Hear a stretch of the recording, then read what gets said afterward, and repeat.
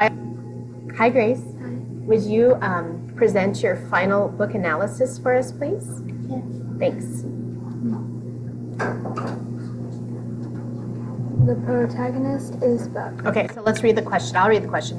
Who is the protagonist of the novel? Identify him or her by name, age, era, locale, social class, family, and occupation.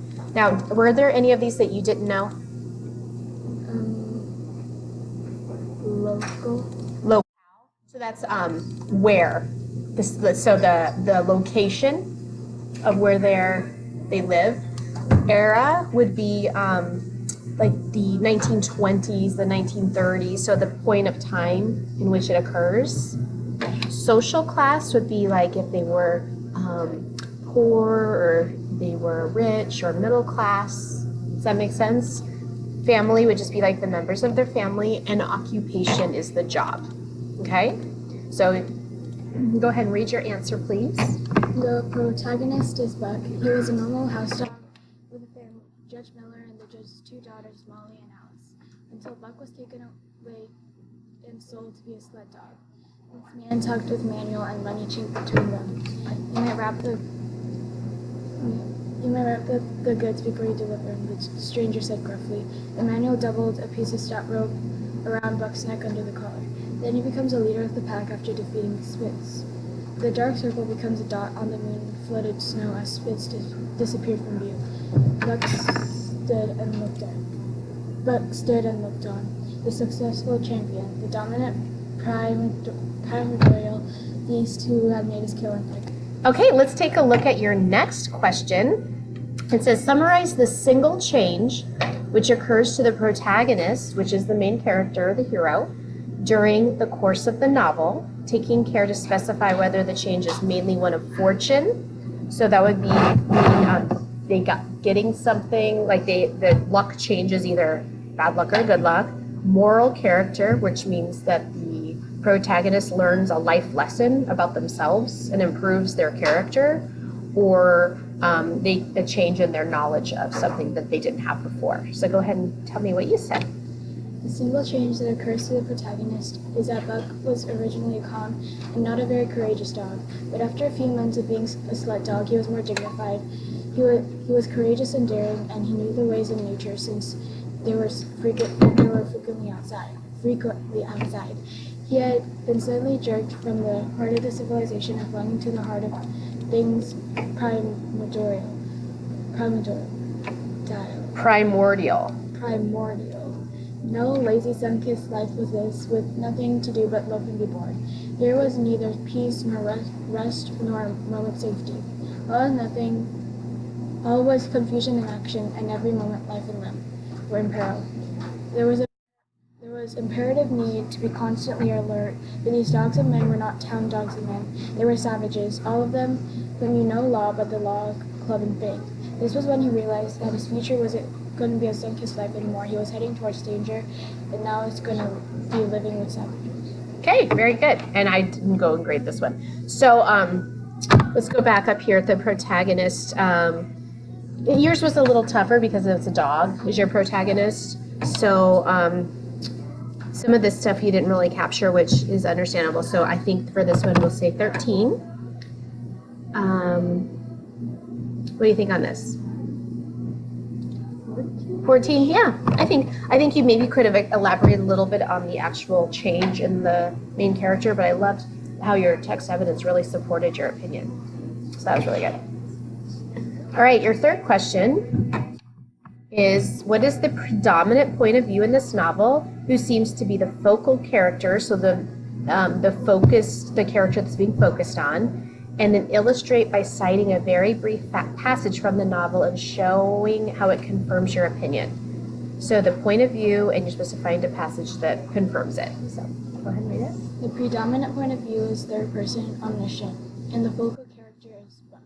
It's omniscient because the narrator is able to access all of Buck's thought, but it is still told from third person view.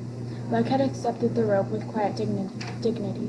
To be sure, it was an unwanted performance, but he had learned to trust in men he knew and give them credit for wisdom that outreached his own. But when the ends of the rope were placed in the stranger's hands, he growled menacingly. He had merely intimidated his displeasure and his pride, believing that to intimidate was to command. But to his surprise, the rope tightened around his neck, shutting off his breath. This used the name of the main character so you can see it is in third person, but the feelings and thoughts of what he had done is still showing. Excellent. This answer is fantastic. You did a great job. Is there anything you could have improved on?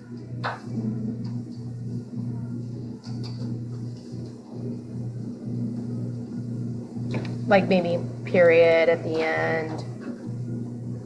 I saw a couple little editing things.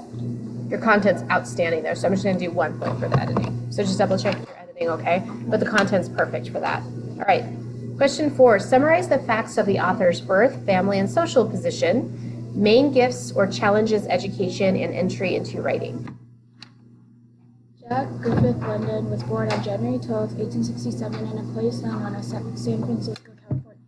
He was the son of an unwed mother, Flora Wellman, and an attorney, journalist, and pioneering leader in the new field of American astrology, William Cheney.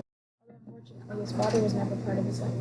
Jack began his interest in writing in the year 1893. With just an 8th grade education, he won first prize beating the college kids from Stanford and Berkeley. Although he struggled to find willing publishers, he finally got fame from writing his book, Call of the Wild.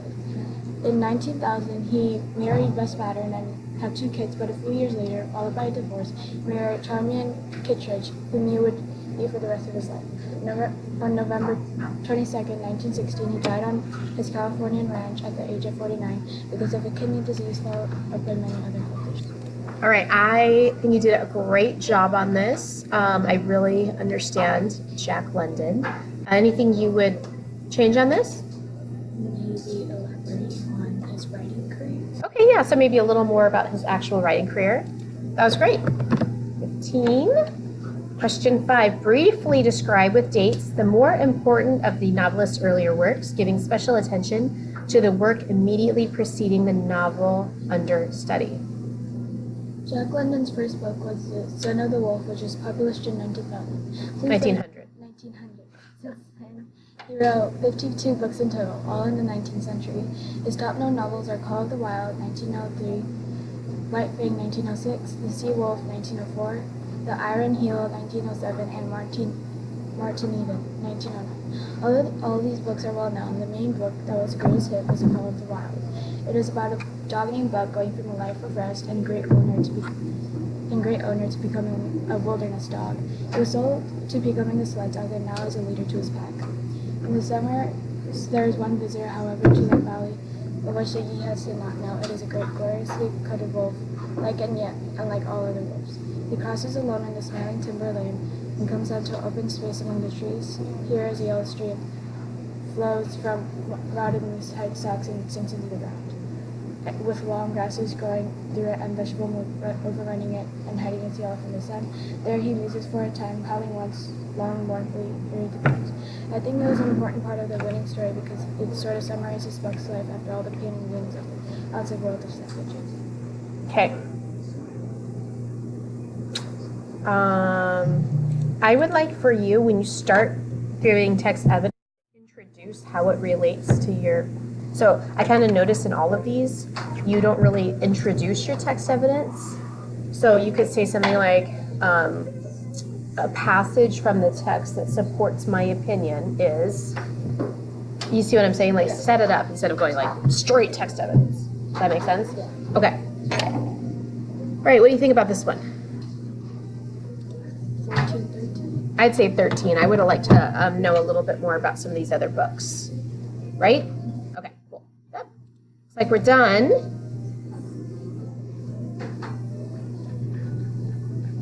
And I need your rubric here. Perfect. Any other questions? All right, thanks.